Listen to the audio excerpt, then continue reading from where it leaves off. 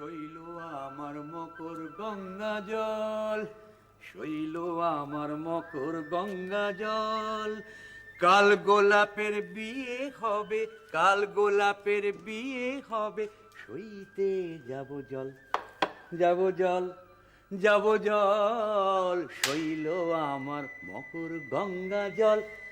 ভাগ্নি, মা তো নেই, মামাতে আর ভাগ্নিতে মিলে জমিয়ে ব্রেকফাস্টটা সেরে নি। কি কাণ্ড! তুমি এসব নিয়ে আসতে গেলে কেন? দিনুদা কই? সে তার কাজে ব্যস্ত রয়েছে। আচ্ছা, আমাকে তো ডাকতে পারতে। কেন, বুড়ো মামার হাতে ব্রেকফাস্ট খেতে মন উঠছে না বুঝি? দাও। আনা। আরে কাল রাতে ভালো ঘুমটুম হয়েছিল? সেই ছোঁড়া জ্বালাতন করেনি? কে? আরে বাবা, সেই ছোঁড়াটা যে তোকে বোকা পেয়ে ঠকিয়ে চলে গেল। ঠকিয়ে গেল? আরে ঠকানো মানে রং ঠকানো যাকে বলে। আচ্ছা, তুই আমার ভাগ্নি হয়ে কি করে এত বোকা হলি বলতো?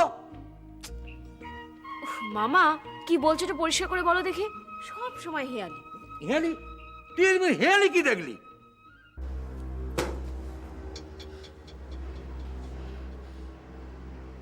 5,000 টাকা পুরো আছে, আর তুমি আমার কাছে টাকা চাইবে না। আর এরপর যদি তুমি টাকার জন্য আমাকে জোর করো, তাহলে আমি গলায় দড়ি দিয়ে বলবো, আমি বলে রাখলাম।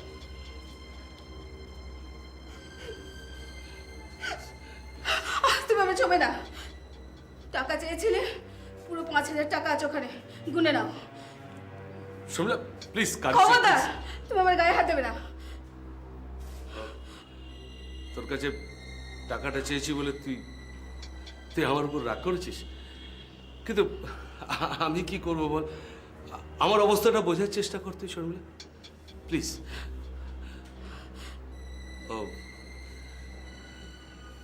তুই আমায় ঘেন্না করিস? করি তো, 100 বার করি। আর করবো নাই বা কেন? একটা গুন্ডা, মাস্তান, তোলাবাজ, সবাই তোমায় ঘেন্না করে। সবাই সবাই ঘেন্না করে। ঠিক বলেছিস।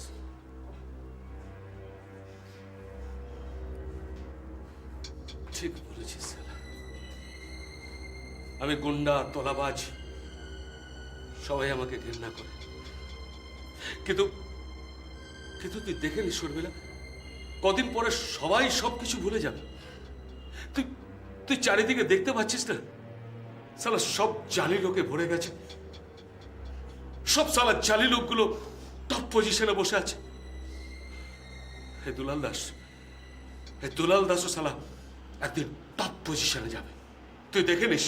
তোকে একটা সস্তা জিনিস গছিয়ে দিয়ে তার বদলে একটা দামি জিনিস নিয়ে চলে গেল। তুই টেরও পেলি না। তা তোকে বোকা ছাড়া কি বলবো বল না? ঠিক আছে, আমি ও ঘরে যাচ্ছি। কোথায় চললে? বস। আরে বস না, বস। বসলাম, কিন্তু আমি তোমাকে এটাও বলে দিচ্ছি বড় বাবা, তুমি যদি ঝেড়ে না কাশো না, আমি কিন্তু সত্যি সত্যি ওর ঘরে চলে যাব। ওরে বাবা, ঝেড়ে কাশছি, তুই তুই থিতু হয়ে বস। এই ছোঁড়াটা তোকে একটা কিডনি গচিয়ে দিয়ে পালিয়ে গেল, তুই টেরও পেলি না। ও, তুমি রঞ্জনের কথা বলছো বড় মামা? ঠিকই বলেছ। ছেলেটা আমার একটা কিডনি গছিয়ে দিয়ে চলে গেল। অবশ্য সেটা না করলে আজ তো তুমি তোমার ভাগ্নিকে এই ঘরে দেখতে পেতে না, হয়তো স্পন্দন হাসপাতালের বেডে শুয়েই। কিন্তু তোর কাছ থেকে যে জিনিসটা নিয়ে গেল তার দাম তো অনেক অনেক বেশি। কিরে, বুঝতে পারি না? কিরে বল।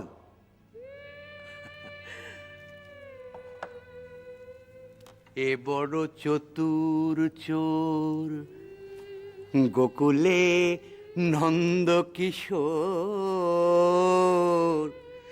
নারিনু রাখিতে দেখিতে দেখিতে চিতচুরি কইল মোর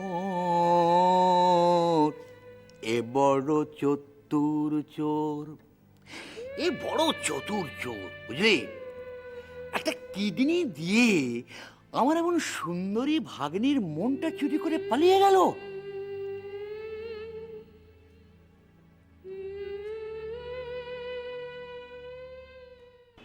তোর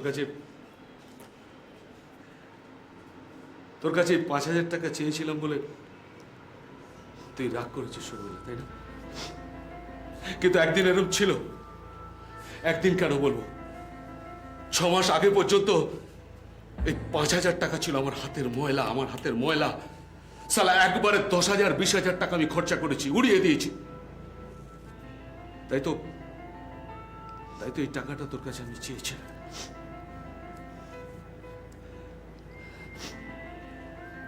ঠিক আছে শোন, এই টাকা জোগাড় করতে গিয়ে তোর যদি কোনো ক্ষতি হয়ে থাকে তাহলে তুই এই টাকাটা ফিরিয়ে নিয়ে যা। আমি চাই না তোর কোনো ক্ষতি হোক, কারণ আমি তোকে ভালোবাসি। সালাম, এই 5,000 টাকা না আমি 1 ঘন্টা রোজগার করতে পারি, 1 ঘন্টায়। শুধু একটা পার্টিকে মুরগি করে গলায় সালা চাকুটা ধরবো। না, ওসব তুমি করবে না।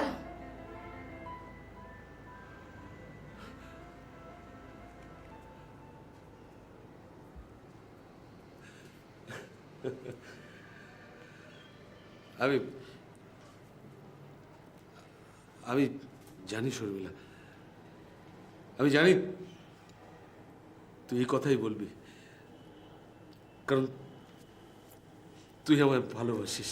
চুপ, একদম চুপ।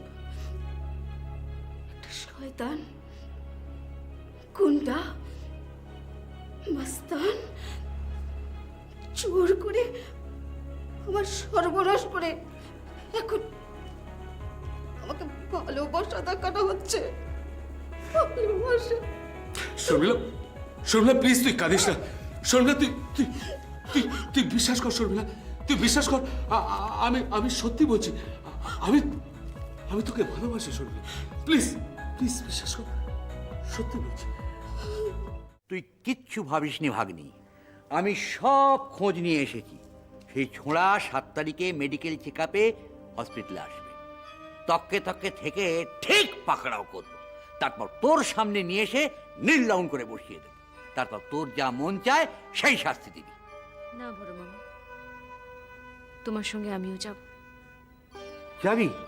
কিন্তু সেদিন তো তোর মেডিকেল চেক আপের দিন নয়। না হোক, তবু যাব। রঞ্জনের সামনে কি আমাকে দাঁড়াতেই হবে বড় মামা? ওকে জিজ্ঞেস করতে হবে কেন কাউকে কিচ্ছু না বলে আমার সাথে দেখা না করে হাসপাতাল থেকে চলে গেল।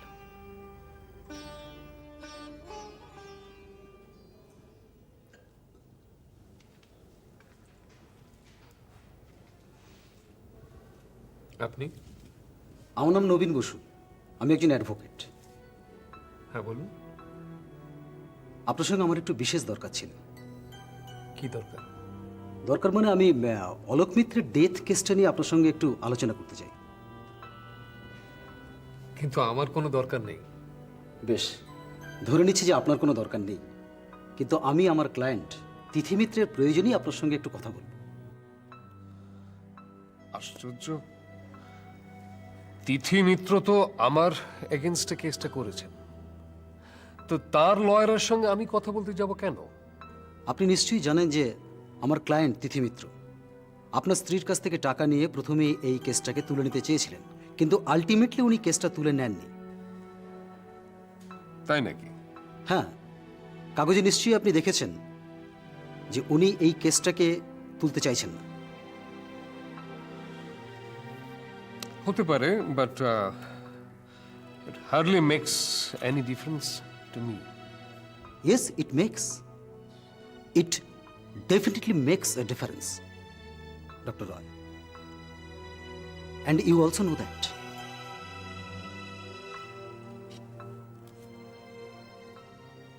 ঠিক বুঝলাম না। আপনি আমার ক্লায়েন্টের সঙ্গে দেখা করেননি? হ্যাঁ, করেছিলাম। সেদিন আপনার কথা এটা প্রকাশ পেয়েছিল যে কেসটা তুলে নেওয়াতে আপনি সন্তুষ্ট নন। মানে আপনার সঙ্গে কথা বলে আমার ক্লায়েন্টের তাই মনে হয়েছিল। ডক্টর রয়, আমার ক্লায়েন্ট বুঝতে পেরেছিলেন যে তার হাজবেন্ডের মৃত্যুর ব্যাপারে আপনার কোনো দোষ ছিল না। She has all regards for you as a doctor. Doctor Roy, please please আপনি আমার সঙ্গে একটু কোঅপারেট করুন। আমরা জানি যে এই কেসটার পিছনে অন্য কোনো চক্রান্ত আছে। আমরা চাই যে সেটা আনফোল্ড হোক, আসল দোষী শাস্তি পাক। The same old topic. Anyway, বলুন কি জানতে চান? তার আগে আমি কি একটু বসতে পারি? Oh, I'm sorry. Extremely sorry. Please. হ্যাঁ, বলুন কি জানতে চান? উফ বাবা, আজকাল বাসে ট্রামে যাতায়াত করাটা কি যে কুৎসাহ ব্যাপার মা। কি করে রোজ অফিস করো বলো তো তুমি? আর কি করে করি। যাকে চা খাবি? আমি করে রেখেছি, ফ্লাস্কে রাখা আছে। না, পরে খাবো। দেবাংশু কাকুর বাড়িতে খেলাম এক কাপ। টাকা হয়েছে? হ্যাঁ, উনি তো বললেন যে চাকরির ব্যাপারটা ওনার কাছে কোনো ব্যাপারই না। ভুল বলেনি, খুব ক্ষমতা আছে লোকটা, জানিস। হবে না কেন, অত বড় একটা কোম্পানির রিজিওনাল ম্যানেজার, ও 2-4 জনকে চাকরি দেওয়া কোনো ব্যাপার নয়। আমাকে তো বললো যে বায়োডাটা নিয়ে আর সার্টিফিকেটের কপিগুলো নিয়ে যেতে। বললো ঠিক আছে, আমি একটা ব্যবস্থা করে দেবো। পারবে, ইচ্ছে করলে করতে পারবে। তোর বাবাকে খুব শ্রদ্ধা করতো, জানিস। এই বাড়িতে কতবার এসেছে। বাবার কথা বলছিল অনেকক্ষণ। লোকটাকে দেখলে মনেই হয় না মা, লোকটা এত বড় একটা র্যাঙ্কে আছে। তা তো আছে, কিন্তু তুই যে সার্টিফিকেটগুলো দিবি সেগুলো নিয়ে এসছিস সেখানে, না ও বাড়িতে পড়ে আছে সব? না না, ও বাড়িতে আছে। তা হ্যাঁ রে, চাকরি করবো বলে তো নাচছিস। নক্ষত্রর মত নিবি না? শেষকালে হয়তো আবার এটা নিয়ে একটা অশান্তি হবে।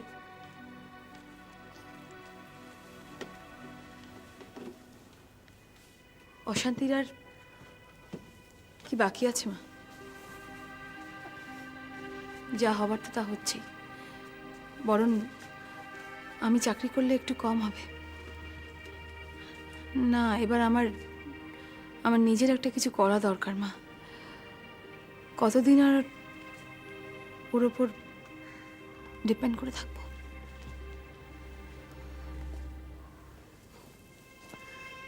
যাক, এতদিনে তাহলে কিছু বুঝেছিস। হ্যাঁ,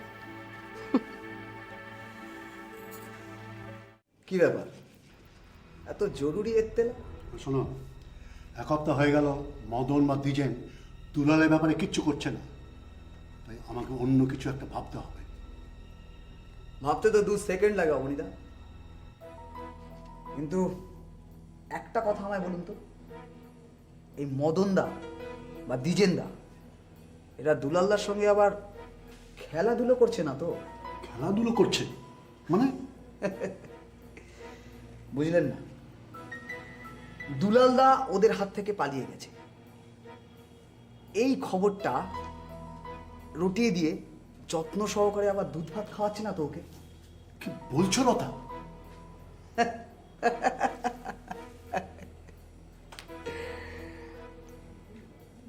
অবাক হচ্ছেন কেন অবনীদা? আমাকেও তো একদিন ঠিক এইভাবে আপনারা এখানে এনেছিলেন।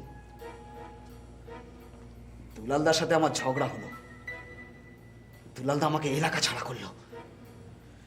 বাবুয়াদা তলে তলে আমার সঙ্গে যোগাযোগ করলো, মাখনদার বাড়িতে শেল্টার পাইয়ে দিল।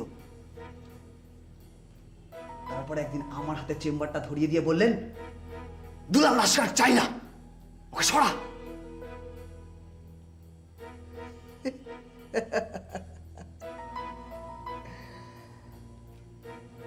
পরে অবশ্য বুঝেছিলাম ছকটা পুরোপুরি আপনার। ছকটা কষেছিলাম দুলালকে সরিয়ে তোমাকে আনবার জন্য। আমাকে? হ্যাঁ, এবং এখন যে ছকটা কষেছি যাতে দুলাল তোমাকে হটিয়ে জায়গার দখল না নিতে পারে, সেই জন্য।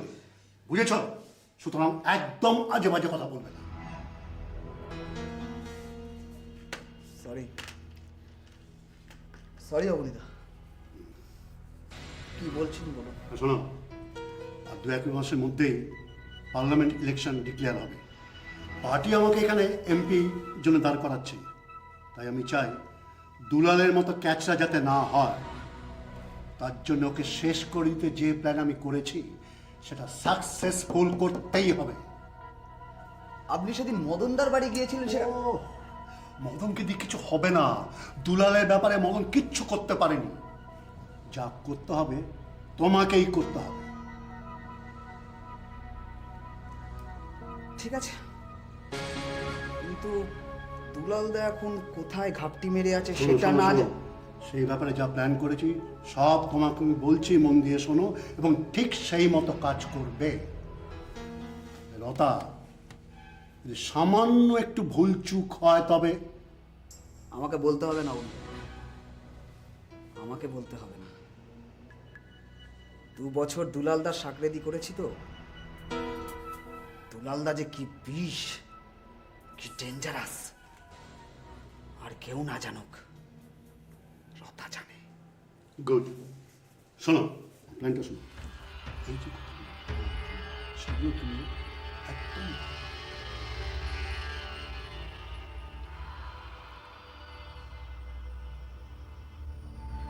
লেখাটা পড়লেন? বললাম, মনে হচ্ছে সব দিক থেকে আটঘাট বেঁধেই নেমেছে। তা তো নেমেছে, সেই সঙ্গে তো আমাকে আর আপনাকেও গাড্ডায় নামিয়ে ছেড়েছে। অলোক মিত্রের স্ত্রী তার জবানিতে স্পষ্ট ভাষায় লিখেছে যে নক্ষত্র রায়ের স্ত্রী 1.5 লক্ষ টাকা দিয়েছেন, আর তার থেকে ওনারা মাত্র 50,000 টাকা পেয়েছেন। বাকি 1 লাখ টাকা সম্পর্কেও কিন্তু এখানে ইঙ্গিত করা আছে। শেষ পেরাটা পড়েছেন? পড়েছি,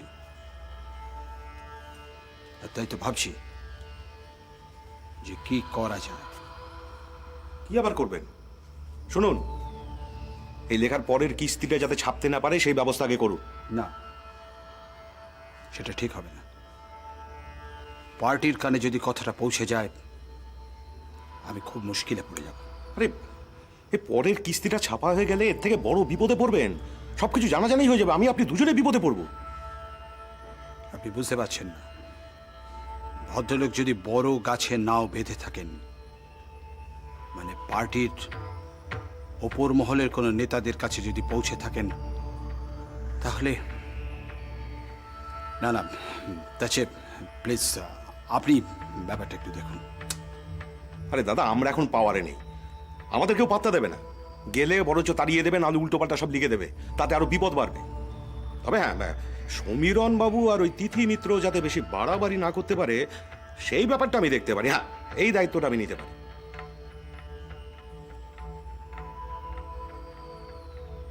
কি হলো? আরে মুখ বেজার করে কি ভাবছেন দাদা? দিন, ধরুন ধরুন, একটা সিগারেট ধরুন।